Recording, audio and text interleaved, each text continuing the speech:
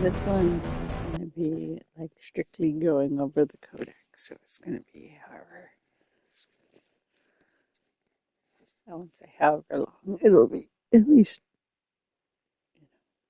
up to a good 45 minutes of that.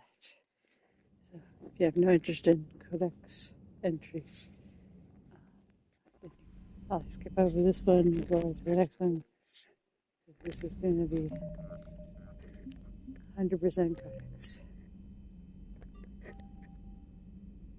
Getting familiar. All right, here we go.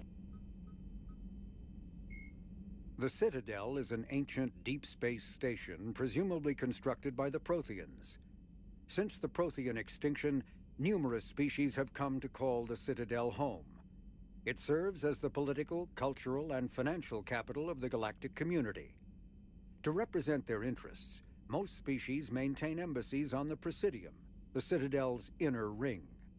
The Citadel Tower in the center of the Presidium holds the Citadel Council chambers.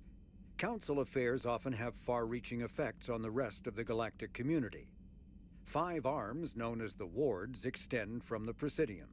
Their inner surfaces have been built into cities, populated by millions of inhabitants from across the galaxy. The Citadel is virtually indestructible. If attacked, the station can close its arms to form a solid, impregnable shell. For as long as the station has existed, an enigmatic race called the Keepers has maintained it. Spectres are agents from the Office of Special Tactics and Reconnaissance and answer only to the Citadel Council. They are elite military operatives, granted the authority to deal with threats to peace and stability in whatever way they deem necessary. They operate independently or in groups of 2 or 3.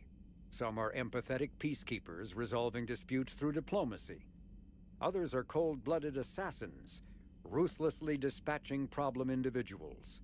All get the job done one way or another, often operating outside the bounds of galactic law. The Spectres were founded after the Solarians joined the Council. For many years they operated in secrecy as backroom problem solvers. Only after the Krogan rebellions did their activities become publicized. Assignment of a Spectre is less contentious than a military deployment, but makes it clear that the Council is concerned about a situation.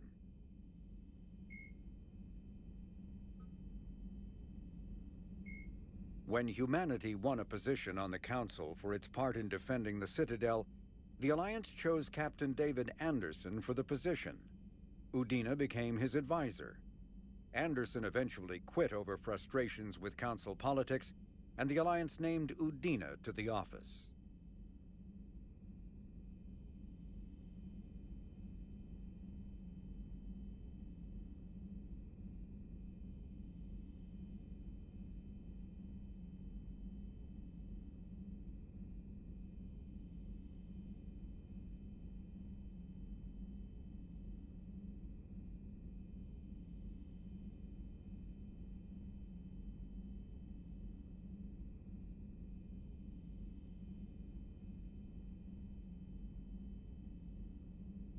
Earth, the home world and capital of humanity, was enjoying a new golden age before the Reapers attacked. Disease, pollution, and other social ills were on the decline, thanks to technological advances and a wealth of resources from the colonies. Earth was an inspiration even to alien cultures, resulting in influence out of proportion with humanity's brief time on the galactic stage. The Reaper attack has put an end to any semblance of this former life. The great cities of Earth are storehouses of human DNA for the Reapers to harvest. Reaper gunships, capable of megaton-scale firepower, annihilated industrial centers in seconds. The militaries of Earth's disparate nation-states have retained only partial communication with the system's alliance fleets, leaving the planet's resistance efforts uncoordinated and vulnerable. The loss of the comm-buoy network has cut off Earth's economy from the rest of the galaxy, sending shockwaves across galactic markets and a significant obstacle to receiving aid. When humanity won a position on the Council for its part in defending the Citadel, the Alliance chose Captain David Anderson for the position. Udina became his advisor. Anderson eventually quit over frustrations with Council politics and the Alliance named Udina to the office. Yeah, I don't know why it's not reading that last bit, but despite his unwavering focus on human interest, Councillor Udina is usually willing to collaborate with other species. Even his opponents concede that Udina gives fair consideration to non-human proposals so long as humanity also benefits. Earth, a political economic pact for collective colonial security, the Alliance is the central galactic institution of human society. The Alliance gained associate membership to the Citadel Council in 2165 and full membership in 2183, with Ambassador David Anderson representing humanity. Human political-economic relationships vary between combative and lucrative. The Turians, who'd fought humans during the 2157 First Contact War, have become valuable trade partners, despite residual social hostility. Other relationships are even more complicated. The rapid rise of human political influence on the Council, achieving in decades what others waited or are still waiting centuries to acquire, has galvanized suspicion and resentment against humanity. That negativity is vastly outweighed by the respect and trust humanity earned by saving the Council during the 2183 attack on the Citadel, at the cost of Alliance cruisers Cairo, Cape Town, Emden, Jakarta, Madrid, Seoul, Shenyang, and Warsaw, and their 2,400 crew.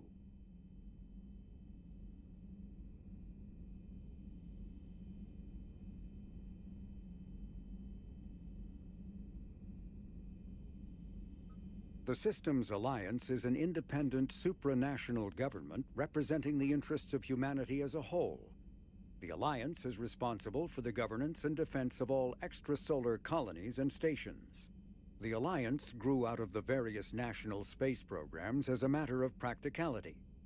Sol's planets had been explored and exploited through piecemeal national efforts. The expense of colonizing entire new solar systems could not be met by any one country.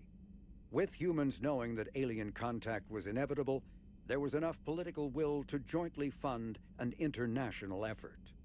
Still, the Alliance was often disregarded by those on Earth until the First Contact War.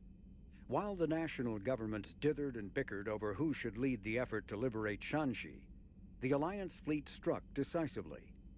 Post-war public approval gave the Alliance the credibility to establish its own parliament and become the galactic face of humanity.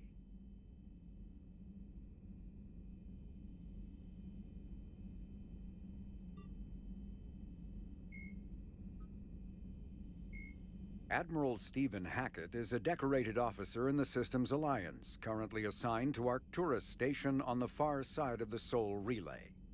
In the battle for the Citadel, Admiral Hackett commanded the Fifth Fleet. Following that victory, he was promoted to head of the Alliance military. Hackett was born to a single mother in Buenos Aires in 2134. When his mother died in the pandemic of 2146, he was placed in the Advanced Training Academy for Juveniles, where his superior talents in science and leadership quickly became evident. Hackett enlisted in 2152, volunteering for high-risk missions to colonize space beyond the Sol Relay. He was commissioned as a second lieutenant on Arcturus Station in 2156, and soon proved his ability in the First Contact War. His rare ascent from enlisted man to admiral remains an Alliance legend. Admiral David Edward Anderson is a career military officer in the Systems Alliance Navy. Born in London in 2137, he later moved to Arcturus Station and became the first graduate of the Alliance's now renowned N7 Marine program. Anderson is one of the Alliance's most decorated Special Forces operatives and served with honor during the First Contact War. He was the original captain of the SSV Normandy before relinquishing command to his XO, Commander Shepard. After the Alliance victory in the Battle of the Citadel, Anderson briefly served as the Citadel's first human counselor. He soon became embroiled in a Cerberus plot to abduct his friend Kaylee Sanders, however, and learned that he was unable to live a life without action. He stepped down as counselor and returned to the military to prepare for the Reaper invasion. The Alliance Parliament named Donald Udina as his successor. Dr. Liara Tassoni is an Asari information broker with a background in scientific research on Prothean technology. Born on Thessia in 2077, she is the only child of the late matriarch Benezia. Although mother and daughter became estranged in the years before Benezia was indoctrinated by the Reaper known as Sovereign. Tassoni is also a highly trained biotic who served under Commander Shepard aboard the SSV Normandy before the ship was destroyed in a collector attack. Before she became involved, Flight Lieutenant Dr. Liara Tassoni is an Asari information broker with a background in scientific research on Prothean technology. Born on Thessia in 2077, she is the only child of the late matriarch Benezia. Although mother and daughter became estranged in the years before Benezia was indoctrinated by the Reaper known as Sovereign. Tassoni is also a highly trained biotic who served under Commander Shepard aboard the SSV Normandy before the ship was destroyed in a collector attack. Before she became involved in galactic affairs, Dr. Tassoni spent 50 years researching the Protheans' technology and the mystery of their extinction. She now divides her time between uncovering Prothean ruins and consulting with noteworthy representatives of the various Citadel races. Major Caden Alenko is a human biotic and an officer in the Systems Alliance. He served as staff lieutenant under Commander Shepard on the SSV Normandy during the Battle of the Citadel and now heads the Special Operations Biotics Division at the Alliance Warfare Center. An Alliance tribunal recently called on Alenko to testify about his experience with the Reapers. Alenko suffers from severe headaches because of the early model L2 biotic implants that he was given as a child. The L2 implants have since been discontinued due to the risk of crippling neurological damage. Flight Lieutenant Jeff "Joker" Moreau is a respected pilot with the Alliance Navy. Born and raised on Arcturus Station, he is widely considered to be the best helmsman in the Systems Alliance. Moreau enlisted with the Navy directly out of school and quickly gained the respect of his superiors. He served as pilot of both the Normandy SR-1 and its successor, the SR-2, and was at their respective helms during the Battle of the Citadel and the assault on the collectors. Moreau suffers from Vrolik syndrome, a rare debilitating disorder also known as brittle bone disease.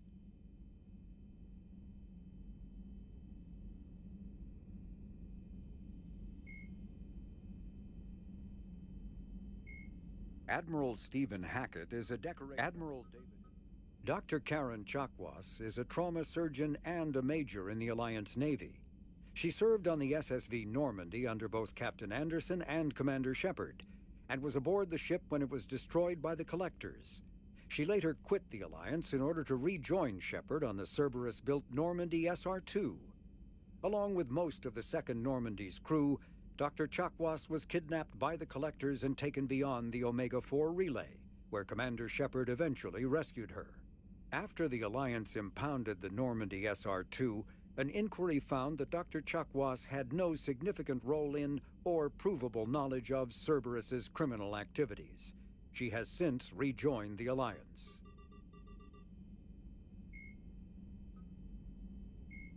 In recent years, the pro-human syndicate known as Cerberus has seen its influence grow galaxy-wide.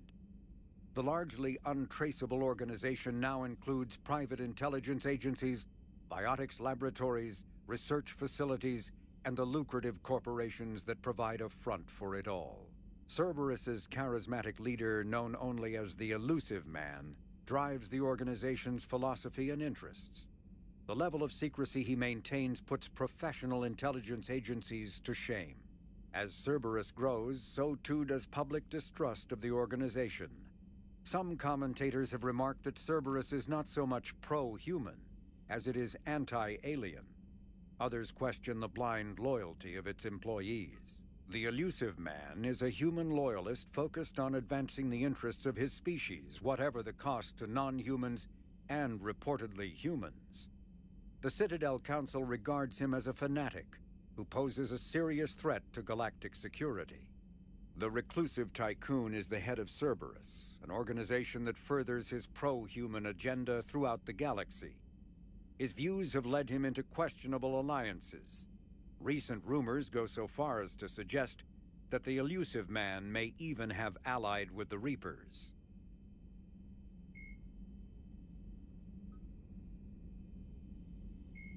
Cerberus built the Normandy SR-2 as a second-generation version of the Alliance frigate SSV Normandy after the Collectors destroyed the original. The SR-2's many alterations produced a craft nearly double the original size, requiring an even larger Tantalus drive core to compensate. Its state-of-the-art Kodiak shuttle can make landings the original Normandy could not attempt. The Enhanced Defense Intelligence, an AI known colloquially as EDI, coordinates many of the ship's combat functions, assisting and even supplanting human piloting. The Alliance has recently appropriated and refurbished the SR-2. In addition to tight beam communicators, the Quantum Entanglement Communicator, QEC, provides instantaneous contact with Alliance command. Originally created to covertly insert Alliance Marines into hostile environments, the UT-47 shuttle has since been sold to allies, recovered by enemies, and had its specifications stolen by spies. In one form or another, this durable transport is now used in all corners of the galaxy. A-model Kodiaks feature a front-mounted mass accelerator cannon that can be used in an anti-vehicular role. Since the shuttle lacks proper gun ports, soldiers often open the side hatch to fire on enemies. This is discouraged in Alliance manuals since it exposes the interior to return fire. Flying the 47A during atmospheric combat requires considerable skill. The pilot must reduce the vehicle's mass for speed and handling while maintaining enough mass to resist recoil, incoming fire, and inclement weather. More than one pilot has overstressed the Kodiak's field generator and ended up on the battlefield instead of above it. Asari-made Solaris armor can resist even the tremendous heat and kinetic energy of starship weapons. The armor is nearly unsurpassed in strength because its central material, carbon nanotube sheets woven with diamond chemical vapor deposition, are crushed by mass effect fields into super-dense layers, able to withstand extreme temperatures. That process also compensates for the diamond's brittleness. Diamond armor itself has two limiting disadvantages. First, while nanotubes and CVD diamond construction have become cheaper in recent years, it remains prohibitively expensive to coat starships or aircraft larger than fighters in Solaris material. Second, the armor must be attached to the ship's superstructure, so shock waves from massive firepower can still destroy the metals beneath the armor itself. A popular misconception holds that the diamond composition of Solaris armor gives it a sparkle. In fact, atmospheric nitrogen impurities during the super-hot forging process give the armor a metallic gray or yellow sheen. Cyclonic barrier technology, CBT, attempts to solve the higher-end limitations of traditional kinetic barriers.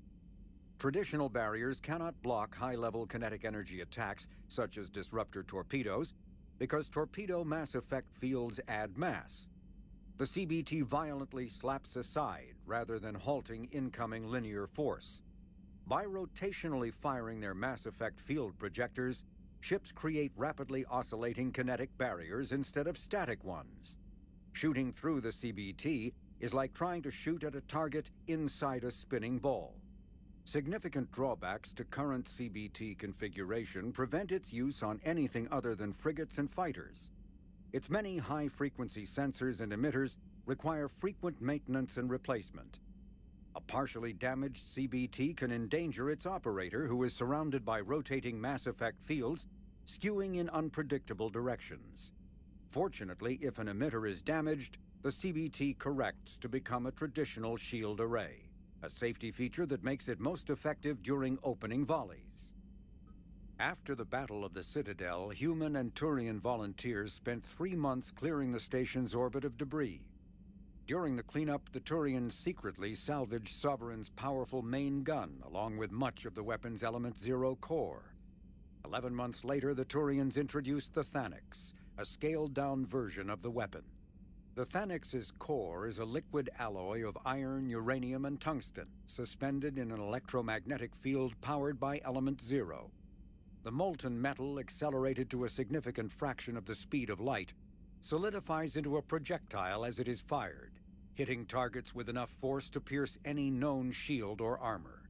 The gun can fire reliably every 5 seconds. The weapon's relatively small size allows it to be mounted on most fighters or frigates. It is now widely used by the Alliance military and is the primary weapon on the refurbished Normandy SR-2.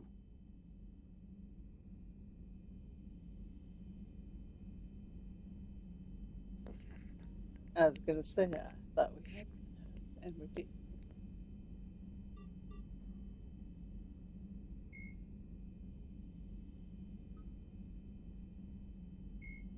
Biotics is the ability of rare individuals to manipulate dark energy and create mass effect fields through the use of electrical impulses from the brain. Intense training and surgically implanted amplifiers are necessary for a biotic to produce mass effect fields powerful enough for practical use. The relative strength of biotic abilities varies greatly among species and with each individual. There are 3 branches of biotics. Telekinesis uses mass-lowering fields to levitate or impel objects. Mass-raising kinetic fields are used to block or pin objects. Distortion uses rapidly shifting mass fields to shred objects. Most organic species are capable of developing biotic abilities, though there are risks involved. Biotics are the result of in utero exposure to element zero. This usually causes fatal cancers in the victim, but in rare cases it coalesces into nodules within the fetus's developing nervous system. When subjected to an electrical current, the rare material dubbed element zero, or EZO, emits a dark energy field that raises or lowers the mass of all objects within it. This mass effect is used in countless ways, from generating artificial gravity to manufacturing high-strength construction materials. It is most prominently used to enable faster-than-light space travel. EZO is generated when solid matter, such as a planet, is affected by the energy of a star going supernova. The material is common in the asteroid debris that orbits neutron stars and pulsars. These are dangerous places to mine, requiring extensive use of robotics, telepresence, and shielding to survive the incredible radiation from the dead star. Only a few major corporations can afford the setup costs required to work these primary sources.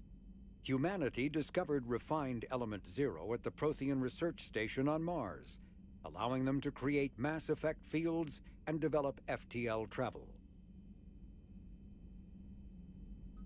Element zero can increase or decrease the mass of a volume of space-time when subjected to an electrical current.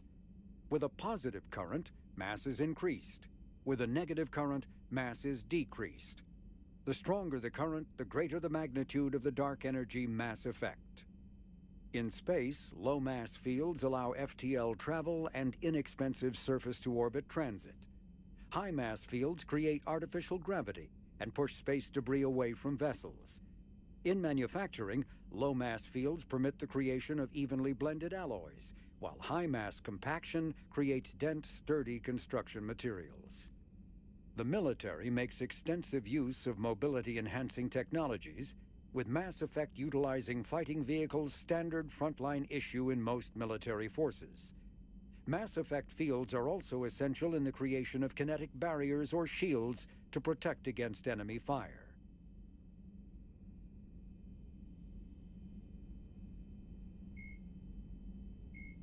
Biotics is the ability of rare individuals.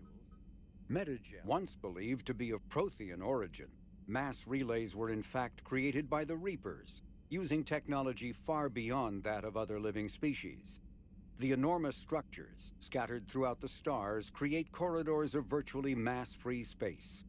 This allows instantaneous transit between locations normally separated by years or even centuries, using conventional FTL drives. Primary mass relays can propel ships thousands of light years. The flight path, however, is fixed to a single relay elsewhere in the galaxy. By contrast, secondary relays, while only capable of propelling ships a few hundred light-years, can reach any other relay within their limited range. Many primary relays lie dormant, their destinations not yet known. These relays are often left inactive on purpose, as established civilizations are unwilling to blindly open a passage that might connect them to a new hostile species. The Reapers do not share the same concern, and freely use the dormant relays. Metagel is a common medicinal salve used by paramedics, EMTs, and military personnel. It combines several useful applications: a local anesthetic, disinfectant, and clotting agent all in one. Once applied, the gel is designed to grip tight to flesh until subjected to a frequency of ultrasound. It is sealable against liquids, most notably blood, as well as contaminants and gases. The gel is a genetically engineered bioplasm created by the CERTA Foundation, a medical technology megacorp based on Earth. Technically, Metagel violates Council laws against genetic engineering, but so far it has proved far too useful to ban. Omni-tools are handheld devices that combine a computer microframe, sensor analysis pack, and manufacturing fabricator. Versatile and reliable, an Omni-tool can be used to analyze and adjust the functionality of most standard equipment, including weapons and armor, from a distance.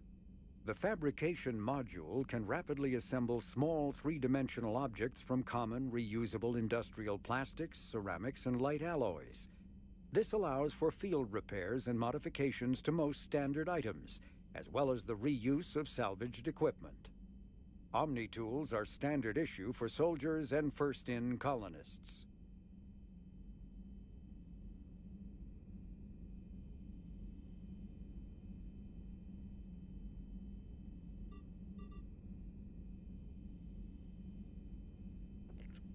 What's going on here? Hang on there. There we go. Okay. The Reaper called Harbinger is believed to be the oldest and largest in the Reaper Armada. From the reaches of dark space, Harbinger managed to control the Collectors, a race of human-sized insectoid bipeds, as it sent them on a campaign to kill and gather humans from vulnerable colonies.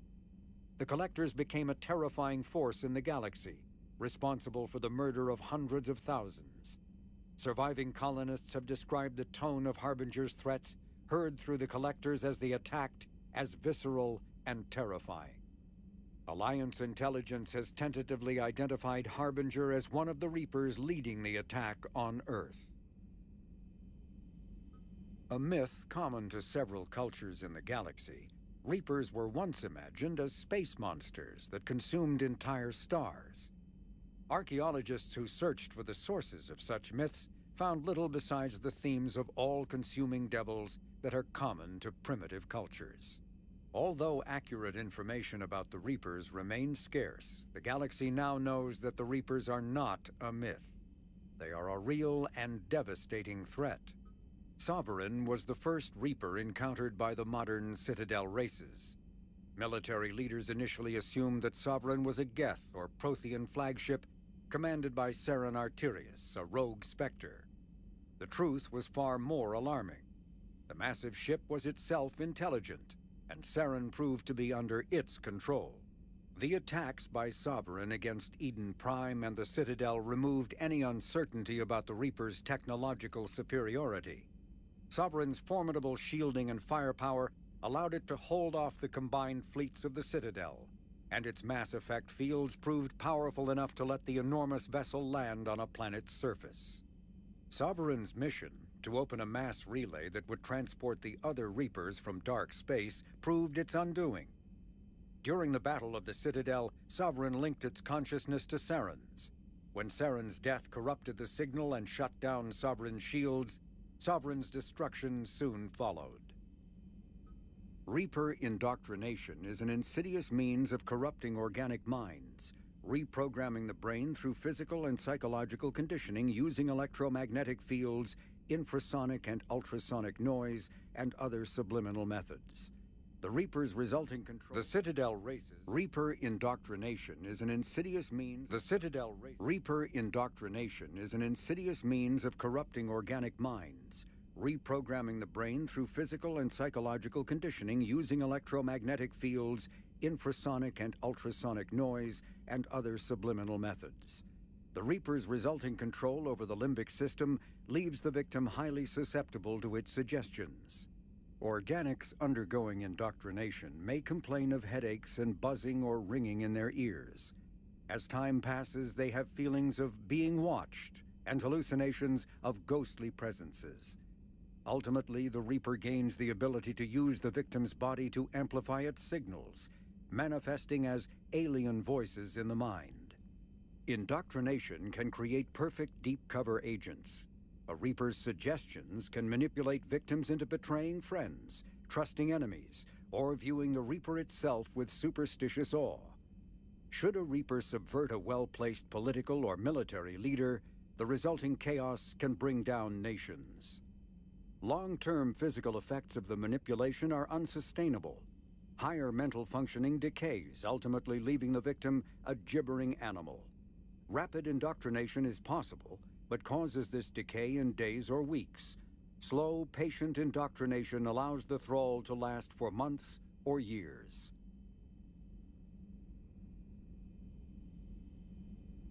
The Citadel races have classified the known variants of Reapers into 4 types.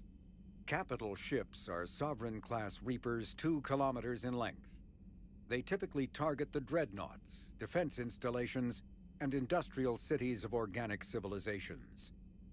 Experts believe the Reapers harvest a single species of organics during each cycle of extinction to create these massive ships.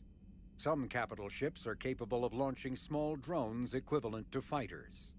Destroyers are 160 meters long and, in astounding numbers, make up the bulk of the Reaper fleet. They engage cruisers and other smaller ships, as well as communications posts and enemy command centers.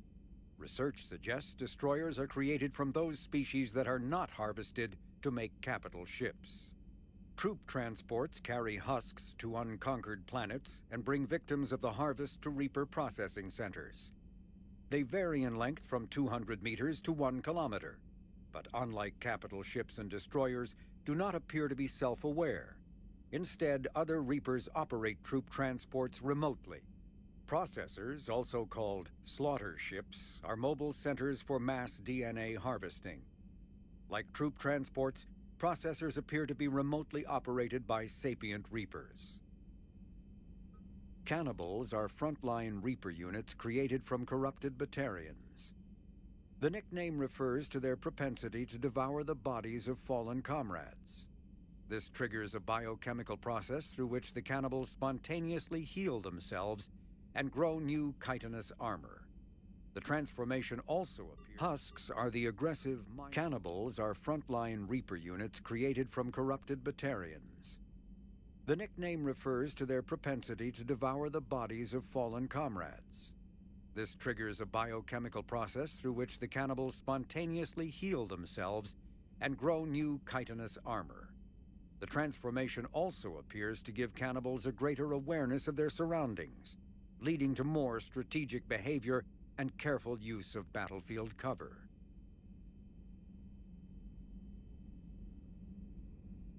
Husks are the aggressive, mindless foot soldiers of the Reaper armies.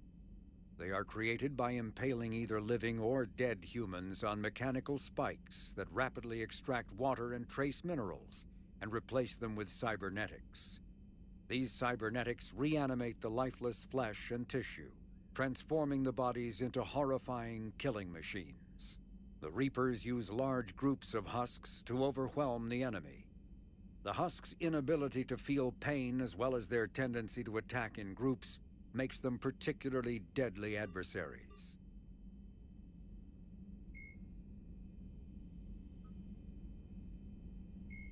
Although melee combat applications for the Omni tool are almost as old as the device itself, the feature was largely unused prior to the Reaper invasion.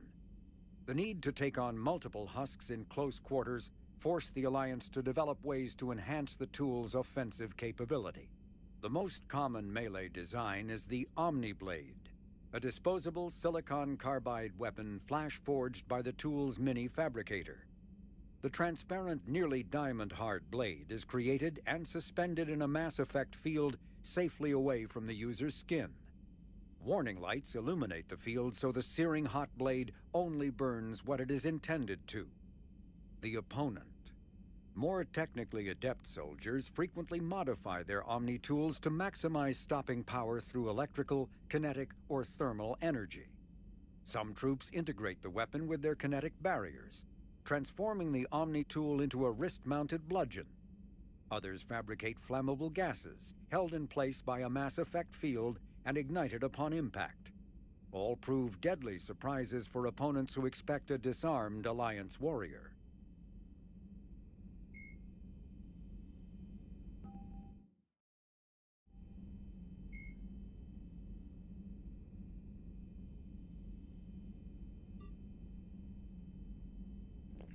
Ah, yes. The secondary ones are not read to us, so we'll see how many we get through. Though now extinct, Arachni were once threatened every species in Citadel space. Over 2,000 years ago, explorers foolishly opened a mass relay to a previously unknown system and encountered something never seen before or since, a species of spacefaring insects guided by a hive of men intelligence. Unfortunately, the Arachni were not peaceful, and the galaxy was plunged into a series of conflicts known as the Arachnite Wars. Attempts to negotiate were futile, as it was impossible to make contact with the hive queens that guided the race from beneath the surface of their toxic homeworld. The emergence of the Krogan ended the Arachnite Wars. Bred to survive the harshest of environments, the Krogans were able to strike the queens in their lairs and reclaim the conquered council worlds. But when Krogan fleets pressed them back to their homeworld, the Arachni refused to surrender, and the Krogan eradicated them from the galaxy. Except saves them later. Collectors living beyond the Omega-4 recirculate in the Terminus system. A mysterious collector species is glimpsed so rarely that it is taken for a myth by most galactic society. In reality, collectors are human-sized insectoid bipeds and can resemble massive winged beetles. They are a terrifying force in the galaxy, responsible for the murder of hundreds of thousands. Baron are omnivores with a preference for living prey. Originally native to the Krogan homeworld of Tuchanka, they, like most life forms from Tuchanka, are savage, clannish, and consummate survivors. They are pack hunters. When they are vulnerable, prey is readily available. They are pack hunters when there's prey available, and become scavengers when outnumbered or outclassed. Their supreme adaptability, vicious demeanor, and rapid breeding cycle have made them ambiguous and dangerous pests on many worlds. Virtually everywhere the Krogan have been, Varan infestations have followed, wreaking havoc with the native ecology. Krogan have a love-hate relationship with Varan for millennia, generally fighting them for territory, embracing them as companions. To this day, Krogan raise them as beasts of war. A common subgenus of Varan has a metallic silver scales, leading to a rather unusual nickname of fish dogs. Vorcha. Although they resemble mammal-reptile cross, Vorcha have no terrestrial analog. They are humanoid in form, but Vorcha have clusters of non-differentiated neoblast cells, like those of Earth's Plantaran worms. Damaged cells mature into specialized structures to alleviate any injury or stress. Transformations include thicker skin following an injury, lung adaptation for a barely breathable atmosphere, and stronger cardioskeletal muscles or higher gravity. Skull capacity and brain size do not change, which are rarely made more than one somatic overhaul. Okay?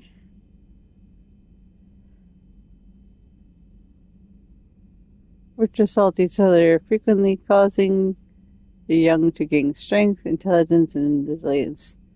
As a result, vultures see inflicting and receiving pain as normal communication.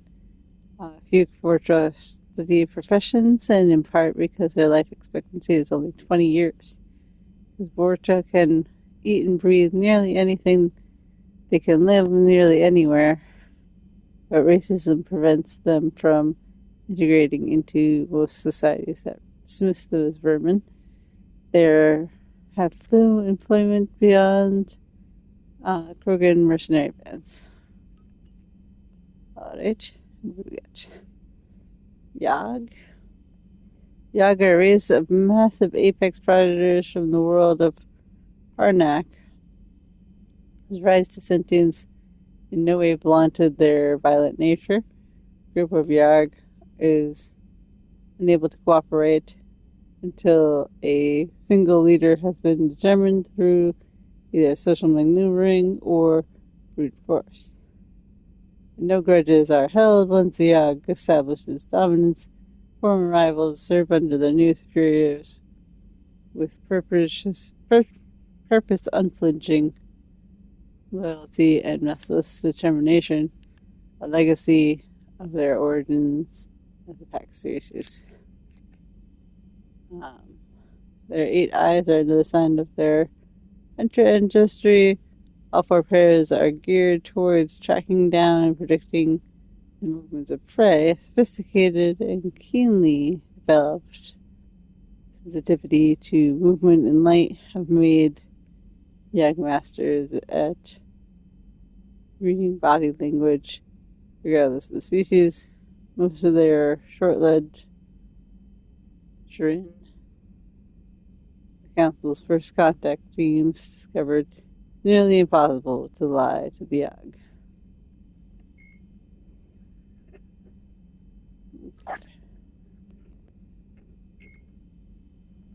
Right.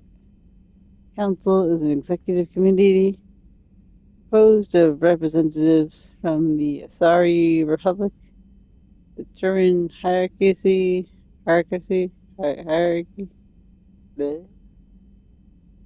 and the Solarian power.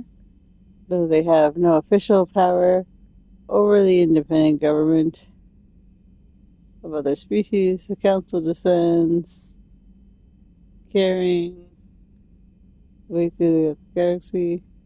No single council race is strong enough to defy the other two. All have vested interest in compromise and cooperation. Okay. I think this is going to be the last one for today, anyway. Fall asleep here. Citadel space is an unofficial term referring to any region of space controlled by a species that acknowledges the authority of the Citadel Council. At first glance, it appears this territory encompasses most of the galaxy. In reality, though, it's 1% of the stars that have been explored. Yes. Even Mass Effect drive is slow relative to the volume of the galaxy. Empty space and systems without suitable drive discharge sites are barriers to exploration. Only mass relays allow ships to jump hundreds of light years in an instant, key to expanding across an otherwise impassable galaxy. Whenever a new relay is activated, the destination hub is rapidly developed. From that hub, the FTL is used to expand to nearby star clusters. The result is a number of densely developed clusters of thinly spread across the vast expanses of space connected by a mass relay network. Alright, So we got more. We're gonna save those for another day. Good night. Sleep well. Have good.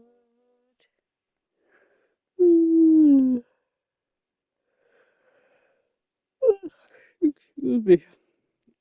Have good dreams. Good